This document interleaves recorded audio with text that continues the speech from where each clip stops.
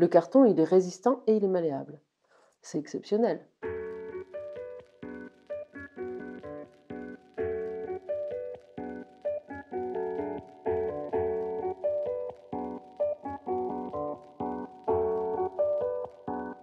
Je suis cartonnière d'art, voilà. Artisane d'art, cartonnière, bon, je sais pas dans quel ordre il faut le mettre, voilà. Voilà, je suis cartonnière. Et je m'appelle Stéphanie. Je suis originaire du Sud-Ouest. Je me suis installée à Josselin en 2013, voilà. Quand j'ai démarré l'activité, j'ai vraiment démarré sur le registre du meuble parce qu'au départ, c'était ce qui me bluffait le plus, quoi, qu'avec une matière de récup telle que le carton, on puisse faire des choses résistantes au poids, durables dans le temps. Je fabrique avec des objets décoratifs, utiles, des abat-jours, des boîtes, des plateaux, des dessous de verre, des cadres, des encadrements de miroirs. Je donne aussi des cours, j'anime des ateliers, des stages, etc. Bon, j'ai toujours adoré la bricole, entre guillemets, quoi. C'est-à-dire que sur mon temps de loisir, quand j'étais salariée pour d'autres activités, je passais mon temps à faire plein de trucs. Mais quand même beaucoup de trucs avec le papier. Ça m'intéressait la question du volume, mais bon, je ne savais pas travailler le bois, quoi. Et puis j'avais pas les outils, j'avais pas l'équipement. Donc j'ai beaucoup travaillé le papier mâché. Mais j'ai adoré peindre, voilà.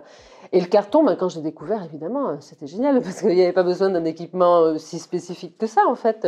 Un cutter, un tapis de coupe, bon, éventuellement une scie sauteuse, et encore qu'on peut parfaitement s'en passer, un pistolet à colle ou de la colle à bois. La colle à bois, c'est encore mieux.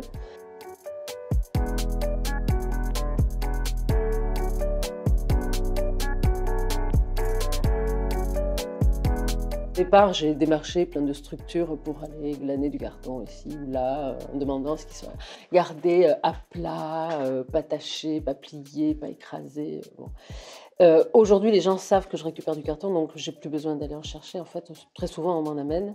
Ou l'occasion fait le larron. Je vois un camion qui vient décharger de la marchandise. Ah, c'est plein de cartons, j'y vais, je le prends. Et puis voilà. Donc là, maintenant, j'ai un problème de stockage avec le carton, j'ai plus assez de place. J'ai fait un stage d'une semaine en région parisienne avec le formateur qui me semblait accueillir le plus de futurs professionnels et avoir formé le plus de professionnels en exercice.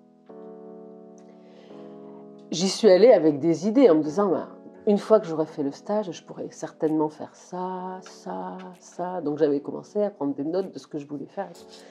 Et en fait, une fois que j'ai eu fait le stage, enfin, dès le début, hein, il y a des choses qui m'ont semblé moins envisageables en réalisation, mais il y en a plein auxquelles je ne pensais pas. À un moment donné, ça m'a donné un peu le vertige parce que quand j'ai réalisé l'ampleur des possibles, je me suis dit, mais c'est dingue, j'en viendrai jamais à bout. Et là, ça fera 10 ans l'année prochaine que je fais le métier et je sais que je n'ai pas encore fini d'explorer les possibles. Donc, évidemment, tant que c'est comme ça, c'est parfait. Je pense que probablement, je commencerai à m'ennuyer le jour où j'aurai pas d'idée pour faire quelque chose que j'ai pas déjà fait. J'ai horreur de refaire à l'identique.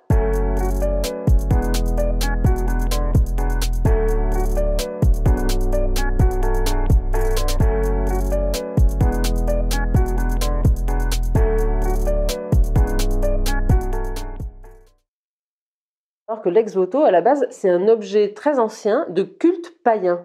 Et en fait, aujourd'hui, il existe toujours parce que l'Église n'a pas réussi à mettre fin à cette pratique. Donc, elle a fini par tolérer l'existence de l'ex-voto. Ça lui plaisait pas, mais vu que les gens continuent, ben, c'est maintenu. Et donc, le principe, c'était, et ça le reste, de commander à un artisan la fabrication d'un objet pour faire un vœu et faire une offrande au saint auquel on demande d'exaucer sa demande. Et donc moi je l'ai maintenu en créant à l'arrière comme une petite boîte à lettres dans laquelle on peut glisser son vœu écrit, mais on ne peut plus l'enlever.